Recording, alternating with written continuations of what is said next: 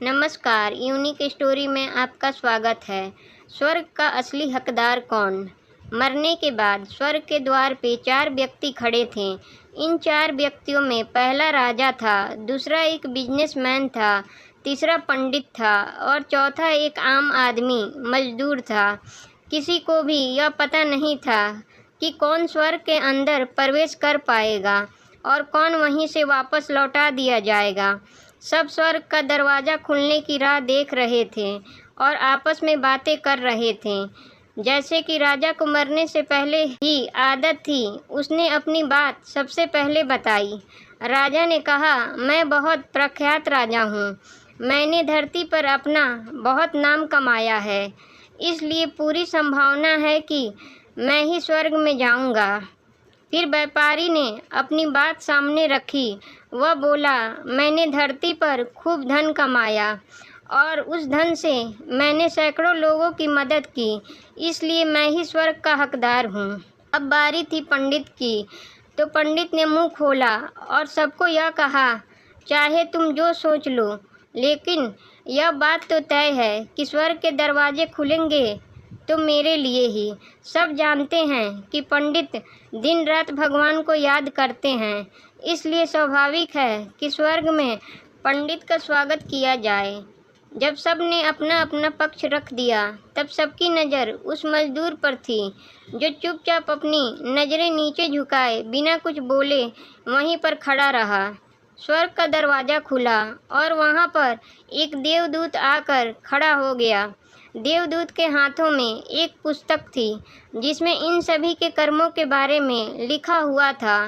देवदूत ने सबसे पहले राजा को अपने पास बुलाया और उसको पूछा, तुम बताओ, तुमने अपने जीवन में क्या क्या अच्छे कर्म किए हैं?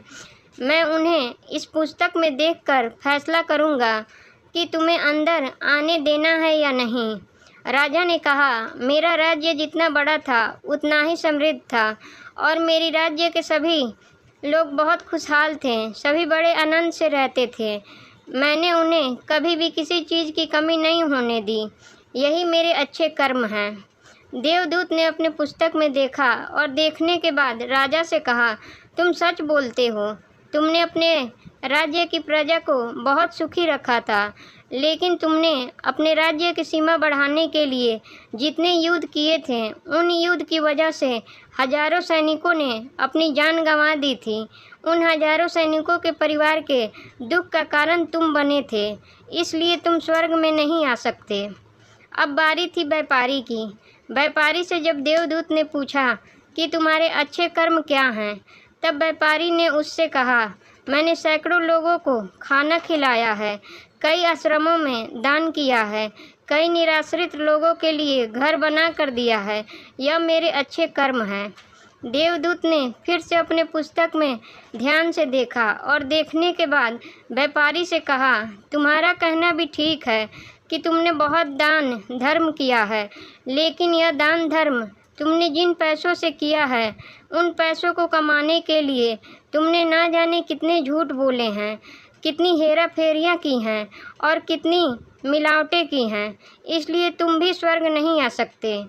जब पंडित से यही सवाल किया गया तो पंडित ने बड़े ही आत्मविश्वास के साथ कहा, मैंने अनगिनत लोगों को ज्ञान दिया है, हजारों यज्ञ और पूजाएं की हैं और दिन रात भगवान का जाप किया है। इससे अच्छे कर्म और क्या हो सकते हैं? दूत ने अपनी पुस्तक के अंदर झांक कर देखा और पंडित से कहा, आपने जितने भी लोगों को जो भी ज्ञान दिया है, उन बातों पर खुद कभी अमल नहीं किया।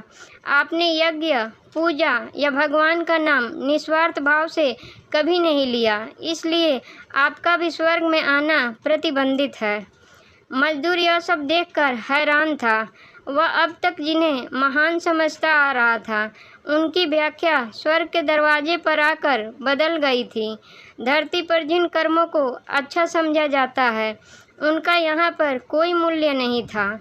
यमदूत ने जब इस मजदूर को अपने पास बुलाया और इससे पहले कि वह उससे कुछ अच्छे कर्मों के बारे में पूछता, मजदूर बोल पड़ा, प्रभु, मैं जानता हूँ मैं भी स्वर्ग में आने के लायक नहीं हूँ, लेकिन फिर भी एक बार बाहर से स्वर्ग को झाँक कर देखना चाहता हूँ, बस इससे ज़्यादा मेरी कोई इच्छा नहीं है, क्योंकि ऐसी इच्छा पालने के लिए मैंने जीवन में कुछ भी नहीं किया है।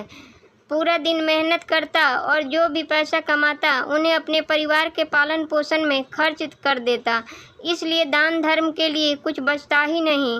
लोगों की भला मैं क्या सेवा करता, क्योंकि काम के बाद जो थोड़ा सा समय मिलता उसको अपने ही बूढ़े माँ बाप की सेवा में बिता देता, और यह सब करने के बाद कभी कभी मंदिर भी चला जाता और भगवान से जैसा भी मुझे दिया है उस जीवन के लिए धन्यवाद कहता। देवदूत ने अपनी पुस्तक में बड़े ध्यान से देखा और थोड़ी देर देखते ही रहा। फिर उसने मजदूर से पूछा कि तुम याद करके बताओ, तुमने कभी तो कोई अच्छा काम किया होगा। मजदूर ने थोड़ी देर सोचने के बाद बोला, हाँ, मुझे थोड़ा थोड़ा याद है। एक बार मैं बहुत ही भूखा था और खाना खाने ही बैठा था कि एक बहुत ही कमज़ोर कुत्ता जो ठीक से चल भी नहीं पा रहा था, वह मेरे पास आ गया और मेरे खाने को देखने लगा। तब मैंने अपनी रोटी उसे खिला दी थी और उस दिन मैं खुद भूखा सोया था। मजदूर की बात सुनने के बाद देवदूत मुस्कुराया और मजदूर को बड़े सम्मान से स्वर्ग के अंदर लेके गया। दोस्तों, अच्छे कर्म लोभ, मोह, माया इन सब भाव में आकर नहीं किए जाते और ना ही उन्हें अच्छे कर्मों की श्रेणी में गिना जाता है। निस्वार्थ भाव से किया गया एक ही अच्छा कर्म भी आपके जीवन के सारे पाप धोने की शक्ति रखता है। इसलिए जब भी मौका मिले निस्वार्थ भाव से और अच्छे मन से अच्छे कर्म किया करें। ऐसी ही वीडियो के लिए चैनल को सब्सक्राइब करें और वीडियो को लाइक करें और कमेंट बॉक्स में अपनी राय दें। वीडियो देखने के लिए धन्यवाद।